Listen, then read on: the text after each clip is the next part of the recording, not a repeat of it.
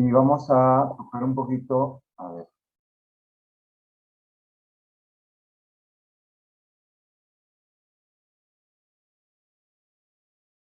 La parte de fisiología rápida de la pleura, que sabe muy bien que es una membrana que recubre el pulmón en su parte parietal y en su parte visceral, y en cuyas refracciones hay un espacio que se llama virtual, que tiene una cantidad escasa de líquido pleural, pero que sí existe esta escasa cantidad de líquido pleural que tiene funciones. Esta cavidad pleural tiene la función lubricante, básicamente, ¿no? de este líquido, que no es más de 10 ml por cada hemitórax. Hay una tasa de filtración de 0,15 mililitros por cada kilo, por cada hemitórax. Ya es un proceso que va filtrando, ultrafiltrando, digamos. Vamos a ver en el esquema los capilares pleurales y van reabsorbiéndose por los linfáticos, situados estratégicamente en la base de la pleura. Estos ostomas linfáticos, también llamados desagües linfáticos, van reabsorbiendo lo que se va filtrando en una proporción 6:1 con respecto a la filtración. Por lo tanto, cualquier acúmulo de líquido pleural cuando se presenta va a traducir aumento en la tasa de filtración capilar por 2 o 3 procesos. Uno de ellos es aumento de la presión de perfusión capilar, la presión capilar incrementada, o una disminución de la presión oncótica, o una obstrucción de la reabsorción linfática, o un aumento en la permeabilidad linfática, entonces, o digo, capilar. Por lo tanto, estamos ante la presencia de un líquido que normalmente existe y que puede incrementarse según algunas causas que la vamos a ir describiendo en el transcurso de la media hora que vamos a tratar de hablar, o un poco más. Entonces, cuando uno se pregunta si existe líquido en cavidad pleural, la respuesta definitivamente tiene que ser que sí, pero es escaso, ¿no? Es de 10 cc por cada hemitórax aproximadamente. Pero si encontramos el volumen de recambio, encontramos un importante volumen de recambio. Varios litros al día son los que se forman y se reabsorben a la vez. Este es un esquema para ver justamente cómo estamos formando a través de flechas rojas de los capilares pleurales, de la pleura, digamos,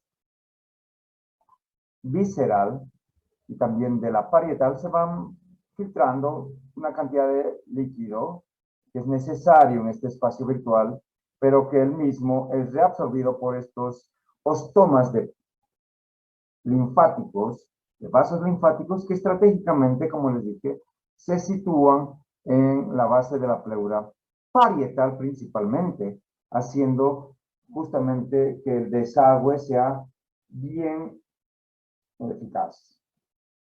Y tenemos las tasas de filtración con lo que llamamos presiones pleurales que pueden, hay varios pacientes que están intentando unirse, estoy admitiendo, bueno, donde la tasa de filtración va a depender de la reabsorción por las presiones osmóticas, pero por sobre todo de la absorción de los líquidos. Todo acúmulo de líquido pleural será definido como derrame pleural. Esto es patológico y puede ser visualizado con imágenes, y obviamente el paciente va a tener clínica que va a variar. Hay que mencionar que las causas de los derrames pleurales son múltiples y pueden ser propias del pulmón o fuera del pulmón. Y también hay que mencionar, cuidado, cuando uno hace la toracocentesis, la punción del líquido pleural, tan solo se llega a obtener un diagnóstico que no sobrepasa el 80%. O sea que tenemos a veces entre un 20 y 30% que no se sabe la causa, pese a que uno ha hecho muchas investigaciones, no solo aquí en el mundo. Solamente acá nos piden nuestros pacientes que son muy exigentes, parecen hinchas de un equipo que yo conozco, que no parecen de Marte, que exigen permanentemente buenos resultados. Me hace recuerdo tantísimo a ellos, que realmente están enfermos. Entonces acá podemos ver una opacidad, un velamiento homogéneo que está obliterando el seno costofrénico o el ángulo costofrénico lateral derecho y el cardiofrénico también del mismo lado. En la placa lateral podemos ver que no se ve una curvatura de Damoso, que se ve como una más bien convexidad bimodal, que eso va a depender de la forma de tal vez una disposición caprichosa, anatómica del líquido pleural, o tal vez de que el derrame pleural esté talicado. No significa gran problema. Cuando uno diagnostica derrame pleural, el primer paso no es la punción, sino el análisis de la clínica. Si mi paciente tiene datos de insuficiencia cardíaca congestiva, si mi paciente tiene datos de insuficiencia renal, si mi paciente tiene datos de hipoalbuminemia, si mi paciente está con cirrosis hepática avanzada y además ha tenido ascitis a repetición, si mi paciente tiene un tumor de ovario, no es lo mismo que si no tengo esto. Depende también de la clínica.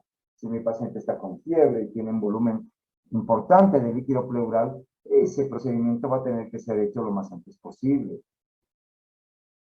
Cuando uno hace la punción, tiene que saber que tiene que enviar los resultados al laboratorio que esté disponible. Hoy mismo tengo algunos análisis solicitados de algunos pacientes que están en el refrigerador desde la semana previa porque no sabían dónde enviar, por ejemplo, un estudio para tuberculosis y no preguntaron. Entonces, uno tiene que saber que uno no tiene que punzar por punzar. Eso lo hacen las personas que no están guiadas por un doctor de mayor edad o con mayor experiencia o por lo menos con mayor responsabilidad. Entonces, estamos asistiendo últimamente a procedimientos y a prácticas irracionales en la práctica de la medicina que solamente tienen un solo objetivo, la velocidad. Y ya les he dicho en la anterior clase que la velocidad no es importante, sino la velocidad de pensamiento, sino la velocidad, no importa, es catastrófica en muchos casos. La dirección es lo más importante. Pero claro, vaya uno a enseñar eso a muchachos que tienen fuera de contexto a veces mala educación. Instrumental y accesorios adecuados. Tenemos que tener todo a mano, laboratorio disponible, correcto transporte. Y aquí tenemos esta placa de tórax que yo les pregunto a ustedes, este paciente o esta paciente mujer, porque tiene sombras, surcos submamarios y aumenta la densidad de partes blandas en la zona de las glándulas, esta paciente mujer tiene derrame pleural y probablemente me digan, no lo sé, doctor, hay una opacidad en la base derecha, pero no tiene la curva de Damoso, que básicamente la curvatura de Damoso tiene una concavidad superior. Pero este es un derrame pleural que en el esquema se puede ver que se llama subdiafragmático. ¿Por qué? Porque se acumula entre la pleura parietal y la pleura visceral diafragmática. Se puede dar. Entonces, en esto se preguntaba si tenía derrame pleural y claro que sí es verdadero. Ahí está. Derrame pleural subpulmonar. Entonces hay que saber que las disposiciones de los velamientos muchas veces son caprichosas y dependen de la causa del derrame pleural. Para eso nos ayuda un artificio que ya no se usa y que ha aparecido en la historia de la medicina, que se llama radiografía de cúbito lateral con rayo horizontal, que es mucho más barata que hacer una tomografía o una ecografía si el médico no está disponible. Y aquí podemos ver unas, digamos, presencia de el velamiento de caudal acefálico que tiene más de 10 centímetros de espesor. Esto confirma la presencia de un derrame pleural libre en cavidad. Entonces, las causas fisiopatológicas del derrame pleural son aumento de las presiones hidrostáticas, disminución de las presiones oncóticas, en esa microcirculación de la pleura visceral y parietal, aumento de la presión negativa en el espacio pleural, como el caso de una telectasia puede producir derrame pleural, aumento de la permeabilidad de los capilares pleurales por inflamación o infección, ¿entiendan bien? O deterioro o obstrucción del drenaje linfático, que se da prácticamente el número 5 cuando hay cáncer. Cuando hay cáncer metastásico a pleura visceral, las células tumorales invaden los estomas linfáticos y deterioran su absorción.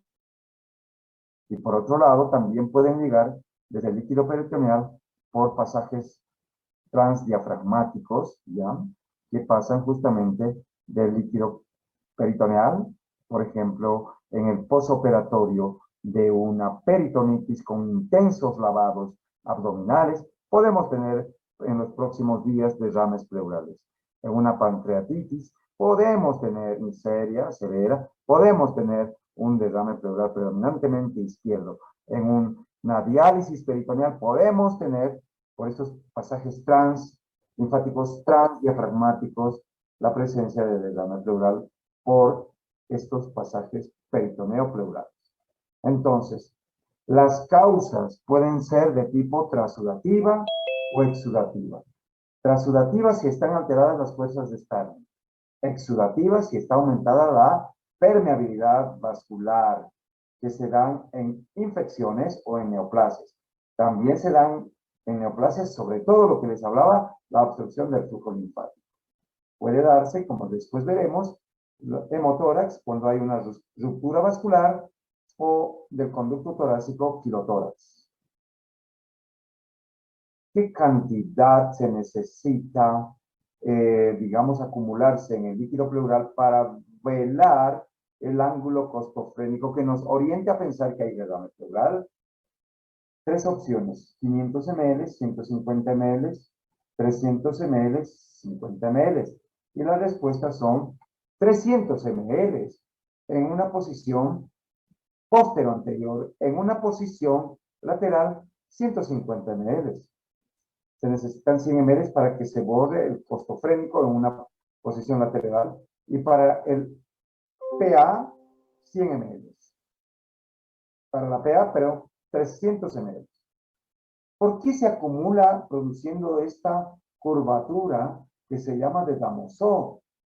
Se acumula porque hay una tendencia a desplazarse hacia la parte lateral porque esa parte es más expansible.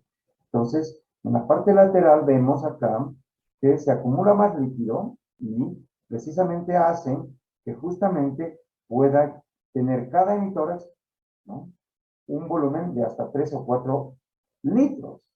¿Sí? No se acumula en esta parte porque está el mediastino, que cuando ya sobrepasa cierta cantidad, que puede ser 3 litros, recién empieza a desplazar el mediastino al lado contralateral, produciendo un derrame pleural severo, que es clínicamente una emergencia médica. ¿Cómo se puede saber? En esta placa de tórax, esta pregunta: ¿cómo podremos saber la cantidad de líquido pleural acá? A ver, si yo pregunto quién da más, 1 litro y medio, 2 litros, 3 litros, pues es difícil, pero ustedes saben que esta curva de Damosov se acumula más hacia afuera porque el desplazamiento es más hacia afuera por la forma extensible o distensible en esta zona más que en esta otra zona. Y acá hay formas caprichosas que dependen mucho también del tipo de derrame pleural. Una forma para darse cuenta es que cada hemitórax puede, sin desplazar el mediastino al otro lado, tener 3 litros de líquido. Y 1/3 será 1 litro, 2/3 será 2 litros. Completo velamiento sin desplazamiento, bueno, hasta 3 litros o 4 litros si hay desplazamiento de este hemitórax hipertensivo que sería. Entonces, si yo tengo hasta acá, voy a pensar que tenga 1 litro y medio, más o menos. Más o menos. Entonces, cuando hay aplanamiento del ángulo costofrénico, aplanamiento, estoy pensando en 100 a 150. CCs, sobre todo visualizable en la parte lateral.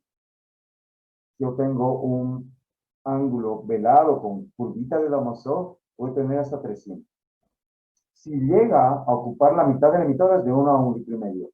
Si ocupa todo un emitor, es de 2,5 litros a 3 litros. Y si está desplazando el mediastino contralateralmente, más de 3 litros. Eso es una emergencia médica. A ver, este emitórax opaco que vemos acá puede ser varias cosas. Atelectasia masiva, derrame pleural masivo, una neumonectomía, una cirugía de extirpación de todo el pulmón, puede ser una agenesia del pulmón, pues un gran tumor. A ver, ¿cómo podríamos saber? Y es fácil. Si yo tengo esta opacidad, voy a tener algunos parámetros. Primero, velar que está el mediastino con acá la tráquea, el bronquio fuente izquierdo y sobre todo el corazón desplazado contralateralmente. Eso me hace pensar de que esto no es atelectasia porque estuviera más bien desplazado ipsilateralmente el mediastino. Entonces, hay un efecto de masa que se supone que es de líquido o un tumor. Y los espacios intercostales, en este caso, también tendríamos que ver que estén más aumentados en sus espacios y el diafragma más aplanado, que no se ve en este caso. Entonces, cuando yo tengo este esquemita, tendría que pensar que un derrame pleural masivo es cuando se presenta insuficiencia respiratoria o ese derrame pleural masivo está colapsando cavidades cardíacas, produciendo una inestabilidad hemodinámica con tendencia a la hipotensión. ¿Ya? Entonces, habitualmente el derrame pleural masivo se ve en un hemitórax opaco cuando hay más de 3 litros, pero puede darse 1,5 litros dependiendo de si mi pulmón estaba sano o enfermo previamente. ¿Cuáles son los datos de un derrame pleural masivo? Son rechazo del mediastino contralateral, ensanchamiento de los espacios intercostales, opacidad o velamiento completo, aplanamiento o desplazamiento del diafragma hacia la base y ausencia de broncograma aéreo. Aquí podemos verlo justamente. Tenemos todas las situaciones que estoy mencionando. Opacidad, velamiento, ensanchamiento de los espacios intercostales, ausencia de broncograma aéreo, desplazamiento distal del diafragma. Existen formas caprichosas de acúmulos pleurales que hacen pensar en tumores. Este es el clásico tumor evanescente o tumor fantasma intercisural, visualizable como una elipse en la cisura menor, en esta partecita de la cisura menor, que como ustedes saben es horizontal. Entonces, cuando tú das un tratamiento, digamos acá, para una insuficiencia cardíaca, desaparece y por eso se llama fantasma. Entonces, el derrame intercisural se ve en este esquema como un pseudotumor que desaparece cuando se trata la causa. Es importante que además de la placa de tórax, nuestro diagnóstico, nuestro apoyo diagnóstico, nos sirve mucho la ecografía que muestra no solamente la colección líquida confirmada y puede estimar la cantidad, se puede ver la densidad del líquido, si hay cavitación o bandas de fibrina, si hay una especie de caparazón o cáscara, también llamado pil pleural. Y además nos ayuda muchísimo para que marquemos el lugar donde podamos hacer una toracocentesis en el caso de que haya derrames pleurales pequeños o tabicados.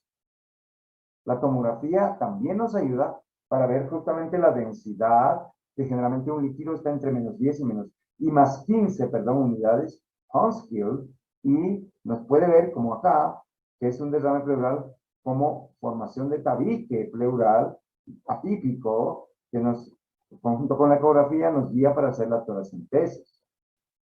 Esto es importante ver un derrame pleural acá, que está escaso, pero que está presente y que la densidad nos ayuda a decir inclusive si es líquido, si es pus, si es sangre. La decisión entonces para hacer la punción no es, como les dije, el ver y diagnosticar inmediatamente un velamiento, que hacer un análisis clínico. Como les mencionaba, hay que tener todo el equipamiento disponible y obviamente la destreza para hacerlo.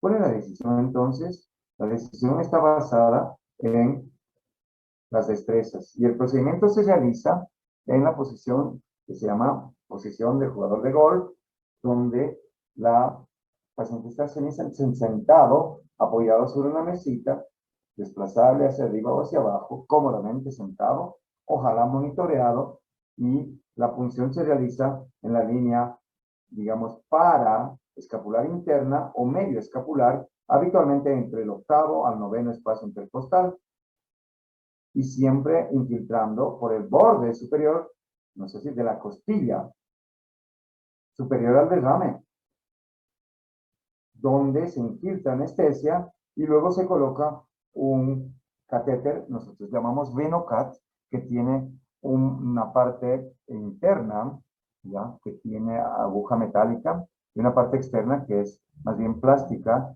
y que una vez que ha infiltrado uno con 5 ml o más según el espesor de la pared, siempre en el borde superior, para evitar el paquete neurovascular, uno infiltra y después coloca la aguja, el Venocat, unido a una llave de 3 vías, a una jeringa de 20 o de 50 ml, para poder empezar a hacer la extracción. Una vez que uno sabe que está en cavidad pleural, se saca la parte, digamos, de la aguja metálica y se deja la parte externa de plástico, cosa que no vaya a dañar la pleura visceral en caso de toque. Una vez que estamos en cavidad pleural, se hacen las diferentes derivaciones de la válvula, se extrae y se va sacando líquido para muestra. La posición se llama jugador de hockey o jugador de golf, sentado en el borde de la cama, o en el procedimiento, como les dije, se debe avanzar, sobre todo en la práctica. Desde la función, se aspira continuamente. Bueno, no hay que evacuar. Se dejan habitualmente 50 ml a 100 ml para estudios citoquímicos, bacteriológicos y de enzimas, además para citología. No hay que evacuar más de 1,5 litros porque podemos producirse un edema pulmonar por la expansión. En algunas oportunidades nosotros hacemos hasta 2 litros de evacuación del líquido, pero no es buena práctica. Si lo hacemos en más allá de 30 minutos y evitamos este edema pulmonar por la expansión súbita. Las indicaciones de la toracentesis entonces serán el alivio de la disnea, será disminuir el trabajo respiratorio cuando estamos con un derrame pleural masivo, mejorar, pero sobre todo ver la primera pregunta, descartar infección del espacio pleural, y debemos hacer cuando hay una neumonía y sospechamos un derrame paraneumónico o un proceso neoplásico.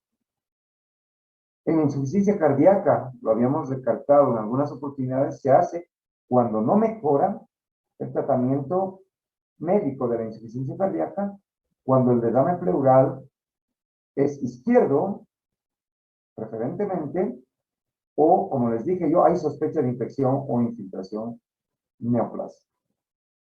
El derrame pleural en este caso es de tipo hemorrágico. Y no es lo mismo decir derrame pleural hemorrágico que decir derrame pleural hemático o hemotórax. Son dos cosas diferentes que ahora veremos después. La cantidad necesaria para hacer diferentes estudios, como les dije, se necesitan no más de 100 ml a 200 máximo. De 30 a 50 son suficientes para un estudio citoquímico bacteriológico. Lo demás hay que descartarlo. ¿Cuáles son las causas del derrame pleural? En un estudio realizado hace mucho tiempo, se vio que la causa más frecuente es la insuficiencia cardíaca. Le siguen los derrames paraneumónicos y después el cáncer. Otras causas incluyen el tromboembolismo pulmonar, virales, muy pocas neumonías virales dan derrames, pero puede darse. Y aquí tenemos la tuberculosis rankeando abajo, pero esto es en Estados Unidos. En nuestro medio esta tuberculosis generalmente se sitúa antes de los neoplásicos. Los parámetros del estudio. Siempre tenemos que hacer un estudio que importe justamente la primera parte, si es trasudado o exudado. Y para eso vamos a buscar los criterios de Light. Luego tenemos que pedir pH, glucosa, LDH y recuento celular. Y después los estudios citológicos, bacteriológicos y de enzimas. Adenosindeaminasa para descartar en nuestro medio tuberculosis. Amilasa cuando sospechamos que es asociado a pancreatitis. Si el paciente tiene artritis reumatoidea, pedimos o lupus o una colagenopatía, factor antinuclear, pedimos anticuerpos antinucleares, factor reumatoide, pedimos anticuerpos antipéptidos y citrulinados si se trata probablemente de una artritis reumatoidea, un derrame pleural por AR, o pedimos triglicéridos, colesterol y triglicéridos si pensamos en un kilotórax o un pseudokilotórax. Primer escalón, segundo escalón, tercer escalón. Esta pregunta la tenemos que resolver con, estos son antiguos criterios de trasudado y exudado, donde dábamos en cuenta la reacción de Ribalta, la densidad, la celularidad, ¿no? En realidad esto ha cambiado y ahora tenemos los criterios de Light.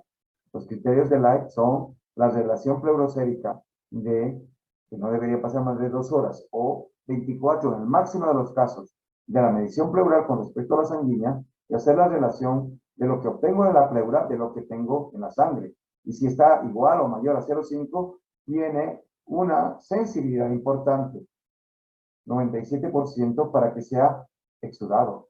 Si mi relación entre la deshidrogenasa láctica, una enzima inflamatoria inespecífica, de la pleura con relación a la sangre de mayor o igual a 0,6, tiene menor sensibilidad, pero es uno más de los criterios de Light. Si solamente alcanzo a medir líquido pleural, LDH, y se alcanza 2/3 partes o más del límite superior con el cual está trabajando el laboratorio en sangre de esa LDH, tienen una sensibilidad del 82%. ¿Cómo es esto? Se indican habitualmente uno de estos criterios ya es suficiente para pensar en exudado.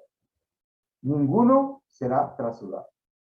Y aquí se puede ver algunos otros factores que cuando se ha usado diuréticos hay que pedirlo, y son los criterios de Porcel, un doctor chileno, que apoya la medición de colesterol en líquido pleural, y si está menos de 60 es trasudado. Medir la albúmina, sobre todo cuando se usa diuréticos, insisto, si está más de 1.2 gramos es también la probabilidad de exudado. Y cuando las proteínas en líquido pleural están menos de 1.3 es trasudado, perdón. Esto de albúmina sérica, albúmina líquido pleural, es otro criterio, perdón, lo mencioné mal, de Porcel. Esto sobre todo es cuando el paciente tiene dudas, o el médico tiene dudas con los criterios de Light, sobre todo porque ha estado usando albúmina en infusión, ha estado usando furosemida, y no le cuadra tener, digamos, un diagnóstico de exudado cuando él piensa que está exudado, entonces se va a los criterios de Porcel. Según Porcel, entonces, uno o más de 2 de estos haría el diagnóstico de exudado, perdón. La pregunta de exudado y trasudado, según Light, según Porcel, diferenciarían según este criterio. ¿Cuáles son las causas de los desmanes pleurales trasudativos? Las causas más frecuentes van a ser la insuficiencia cardíaca, la cirrosis hepática, el síndrome nefrótico y la insuficiencia renal crónica. Menos frecuentes, la diálisis. Hay una causa, ya tuve un paciente con obstrucción ureteral que produjo una hidronefrosis y eso se llama urinotórax. Mixedema, pericarditis, síndrome de Meigs, etc. como causas de trasudados. De exudados, o sea, va a depender si son mononucleares o si van a ser polimorfonucleares.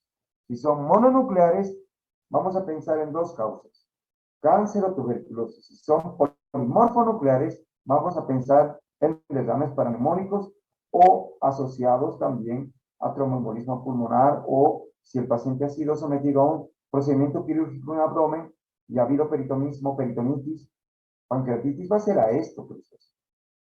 Si tenemos colagenosis, vamos a tener un exudado a predominio mononuclear. Los análisis del líquido pleural. Aquí tenemos una cantidad estimada de la normalidad del líquido pleural. La glucosa es símil plasma, generalmente en la mitad, 60 o menos, o la mitad de lo que se concentra en plasma. Tenemos la glucosa baja cuando hay infección bacteriana, empiema sobre todo. ¿Ya? Suele haber una importante disminución de glucosa en el líquido pleural cuando tenemos un derrame pleural secundario de artritis reumatoidea.